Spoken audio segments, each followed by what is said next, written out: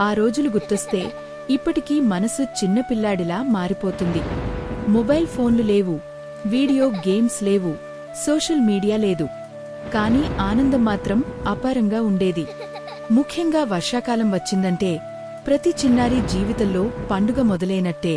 ఆకాశమంతా నల్లని మేఘాలు కమ్ముకుని మొదటి వాన చినుకులు నేలపై పడగానే మట్టినుంచి వచ్చే ఆ సువాసన ఇప్పటికీ మరువలేనిది.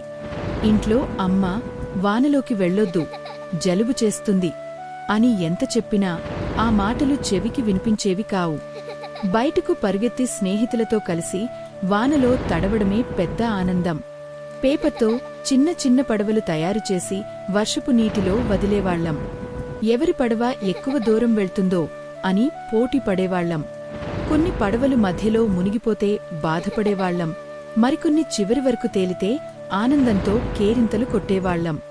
వానలో చెట్ల ఆకులపై నుంచి జారిపడే నీటి చుక్కలను చేతులతో పట్టుకోవడం, పొలాల్లో పరిగెత్తడం, మామిడి చెట్టు కింద నిలబడి వానను ఆస్వాదించడం.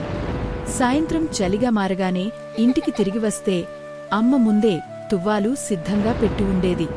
ఎంత చెప్పినా వినవు అని మందలిస్తూ తలను బాగా తుడిచేది. కొద్దిసేపటికే వంటింటి నుంచి వేడి వేడి పకోడీలా వాసన వచ్చేది. పక్కనే పొగలు కక్కే టీ లేదా పాలు. కుటుంబమంతా కలిసి కూర్చుని తినేవాళ్లం. వర్షం ఆగిన తర్వాత బయటకు వెళ్లి ఆకాశంలో కనిపించే ఇంద్రధనస్సును చూసి మురిసిపోయేవాళ్లం. చెట్లనుంచి జారిపడే నీటి చుక్కలు, ప్రకృతి మొత్తం ఒక అందమైన సంగీతంలా అనిపించేది. ఆ రోజుల్లో ఆటలు కూడా ఎంత అమాయకంగా ఉండేవో. దాగుడుమూతలు, కబడ్డీ, గిల్లిదండ, బంతి ఆటలు. వానలో తడుస్తూనే ఆడుకునేవాళ్లం.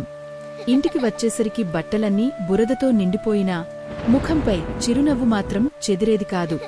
ఈరోజు పిల్లలు వర్షాన్ని ఎక్కువగా కిటికీలో నుంచే చూస్తున్నారు. మొబైల్ ఫోన్లు, టీవీలు, వీడియో గేమ్స్ వారి ప్రపంచమైపోయాయి.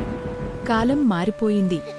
కాని ఆ వర్షపు రోజులు, ఆ మట్టివాసన, ఆ కాగితపు పడవలు, అమ్మ పిలుపు, స్నేహితుల నవ్వులు, వేడి పకోడీల రుచి, ఇవన్నీ మన హృదయంలో ఎప్పటికీ చెరిగిపోని జ్ఞాపకాలుగా నిలిచిపోయాయి.